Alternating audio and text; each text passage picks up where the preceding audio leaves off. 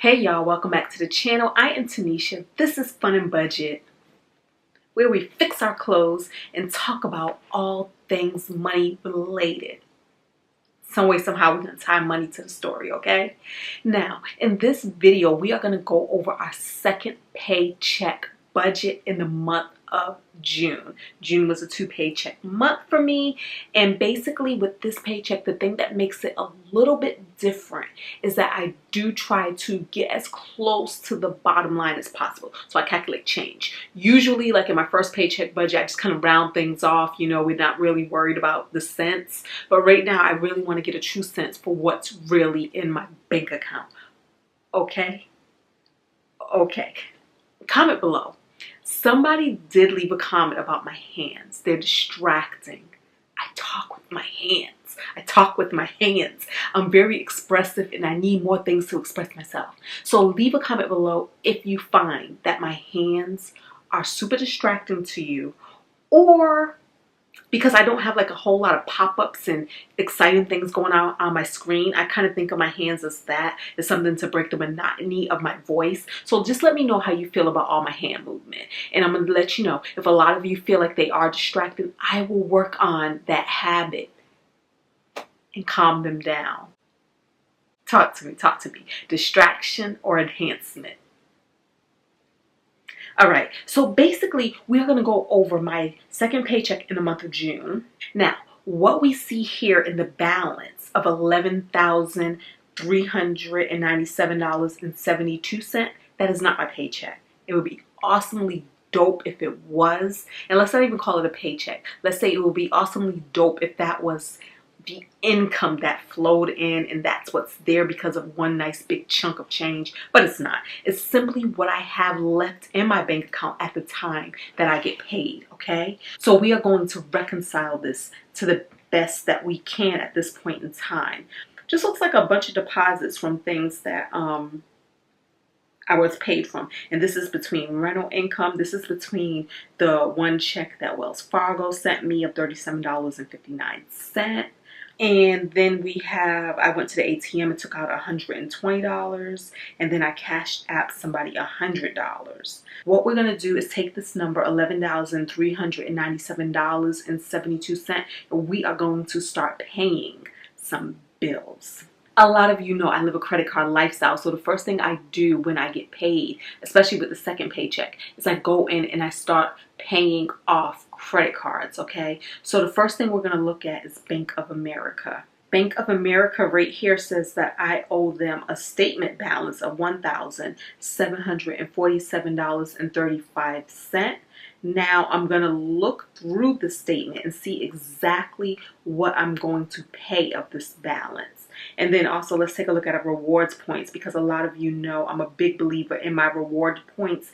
And in my last video, I actually named it as a stream of income for me. So right now I have 92,848 points, and that is the equivalent of $928. Now, when I'm looking through the statement, I'm making sure that everything checks out, that I owe what I know that I owe, and that there's nothing funny happening with these purchases, right? And so let's start from the bottom and go up. We see that I owe $417.58, and that is for property taxes for two cars. And then there's a $52.68 for gas bill, $185 for electricity bill, $16.86, that's for 2 magnets that I purchased on Amazon, $49 for vidIQ, almost $80 for my lashes getting done, and then $43 for my lashes, and that is for the upcharge, tip, and I paid for a lash bath. $49, this was spent at the Adidas outlet in Florida City, Florida. $140 for the cleaning service, $99 for a lawyer fee, $11.40 for TJ Maxx. Let's back up a little bit. Y'all heard me say lawyer fee. Now, I know a lot of you are here. We have a lot of new family members from my tenant situation with the tenant not paying her rent, not paying her bills for like 14 months. So yes, I have hired a lawyer. Now, guys, I am not going into detail. I know that there's a lot of curiosity as to what's going on. Trust me, we will talk about all of that stuff in due time. But right now, I'm not going into a lot of details because this is something that we are currently going through. So I'm disclosing what I can, but a lot of things I'm kind of not disclosing just because we do not know who is watching the videos. But yes, we do have a lawyer. Okay.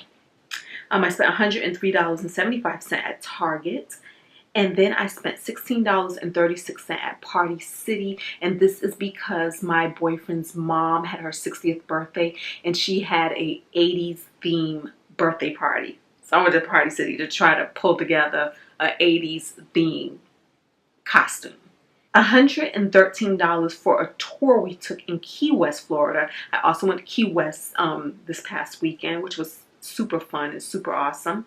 And then $12.95 for some pound cake that I bought at Kermit's Key Lime Pie Factory, store, bakery, whatever it was. That pound cake was slamming though. And then we have $15 for a Stitch Fix styling fee. Now, when I add up everything that I'm going to pay, it comes to $1,477.35. So we are going to make that payment. And then this leaves us with $9,920.37. The next thing that I do is I hop on over to EveryDollar and I zero out all of the things that the statement just said I just paid, and make sure that it reflects that I paid that in the EveryDollar app. That's what I use to basically keep track of my budget, guys. Next up, let's take a look at American Express. American Express, super simple. I only owe $49.96, and that is for the security system. We are going to go ahead and pay that in full. And when we do, this is going to leave us with $9,870.41. Now let's go to Citibank Visa. I owe $1,670.87. And as far as my reward points go, we have $127,189. And that's the equivalent of $1,271 that I get to spend on travel. Now let's take a look at the statement balance. Y'all know this is the one where we get 5 times the points when we pay for food, so we be paying for all the food. So on this thing, let's see what stands out. Okay, ramen and rice bowl, $14.27. Yo, that place is so freaking good. And then we also did $100 on the Starbucks gift card, and then the rest is your basic run-of-the-mill fast food. Now the rest of this, we see we have our $225 cell phone, some more fast food to include Johnny Ray's, which is a soul food restaurant.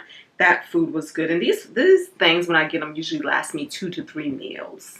And then we show my Google membership for some of the memberships that I am a member of other people's channels came through. And then, so for Father's Day, last minute, I was in Miami and we just kind of really want to do something. So I'm like, you know what? For Father's Day, let's go to Key West. And so we went to Key West and we took the girls. We took G, my boyfriend's daughter, and we took Aaliyah, his niece. And that came to $346.56 was the hotel charge, but then we also see another $105, and I think that was the resort fees, and then we also got some food at the hotel, so that's what that is. And then $17.19 because budget life. I'm like, yo, we're gonna have pizza tonight. So that was all in Key West. And then, guys, y'all, I was sitting there minding my good old business watching Netflix, and I seen this most amazing Airbnb on Netflix, and I went and I Googled it and I found it and I wanted it, and so I put down $615 for an Airbnb stay a whole year from now, like a whole year from now, like August of next year. But I was like, this place is absolutely amazing. And that's what happens with a lot of my vacations. I usually stop paying for things like way in advance so that by the time it's time to go, things are already paid for and full cash flowed, and it's just an amazing time. So y'all, my August is already spoken for. August of 2022, already spoken for. So that's what's happening right there. So if I look at everything that I'm going to pay right now, I am going to pay $1,413.35. And this is going to bring us down to $8,457.06 in our bank account, okay? I'm going to hop over to every dollar and I'm going to reconcile everything there, making sure that I zero out all of the things that we just paid for. Now, I'm going to also look at some other things that I'm going to pay for with this money. And one of those things is an Alaskan cruise. $2,131 is going to come out of this bank account for that cruise. And this is going to bring us down to $6,326.06. Now, because it's the end of the month, today is June 25th, I am going to look at what is still outstanding in every dollar so that I know exactly what is it accounted for, unaccounted for, what we're still accounting for, so that we know that we don't have that money to spend. All of this money is earmarked towards something. So what we still have to pay, this is what's still outstanding, is $84.99 for my internet, lawn, $125, but I believe I owe more. More about that in a second. $52 for food. This is for food that's still pending, so I haven't paid for it yet, but I already ate it. I already bought it. So $52 there. This month, I'm not going to get my hair or my nails done because it's already like the end of the month. So that is going to give us $205 back to our budget, okay? What we're still going to do, though, is move $3,092 to savings. And then we're still going to do $2,000 that we're going to put extra on our mortgage. And we still have $600 earmarked for giving away. Okay? So that totals $5,953.99. When we subtract that from what was remaining in our bank account, we have $372.07 remaining. Now, according to every dollar, I have $327 remaining. That's $327 that we still can spend in the next 5 days, okay? And this is a difference of $45.07. So that $45 is just going to sit in the bank account because it's just going to sit there. With this $327, I do believe, I'm not trying to spend it, because I do believe I owe my lawn guy more money because he did cut down some bushes, well, trimmed them up. You know, did that thing. And he did put mulch down. So I know I owe him for that. And what I'm going to do, whatever I have left remaining, because hopefully that $327 can pay for whatever I owe him. And if it doesn't, it don't matter. July is right around the corner. We can also pay him from July too. It ain't that serious. But whatever I have left over will go into savings. Whatever I don't spend. So my objectives right now, my objectives is to go in. I need to pay my internet bill. So I'm going to go in and do that. And then also, no more eating out for me for the remainder of this month. For the next 5 days, we are done eating out, y'all. So that's kind of fun for me because it feels like a challenge, like a nice little goal to say, for the next 5 days, you have to eat from home or from somebody else's home. Whatever you got to do, you're not going through somebody's drive-thru. The other thing, y'all, which is so cool, one last thing that is so cool about all of this is, so today I went in to do my time card from work. Usually I do it from home where all my passwords are saved. But I went in to do it from work. Don't know my password when I was at work, so I had to go into my work email account. Yeah, I have like 5711 email accounts, and I don't check them all the time. So, but because I had to go into my work email account, I ran across an email that I was like, how freaking cute. I told y'all, we get, what do we always get, y'all? We always get money in the mail, and that includes email. So this email says Juneteenth, National Independence Day. And it says, hi team, today is a historic day. For the first time in 40 years, a new federal holiday, Juneteenth, has been added. In recognition of this historic day, we, the company, will issue each employee a special Juneteenth charge code available starting tomorrow for up to 8 hours of paid holiday time. The Juneteenth charge code can be used between June 18th and June 30th, 2021. This specifically issued holiday time will not carry over past June 30th. Yeah, good thing I went into my email today. And then it's like, as we move into 2022 and we are evaluating our benefits, including our paid time off cap and accrual schedule, we commit to taking Juneteenth into account in a way that will allow employees to celebrate Juneteenth each year. Guys, I thought that was so freaking dope. So question, comment below. The companies you all work for, are they acknowledging Juneteenth in any way? Are they doing anything? Did they do anything? Do they plan on doing anything? What are they planning on doing? And if you work for companies that haven't said anything about it, hey, hit up your HR department. Show them this as an example.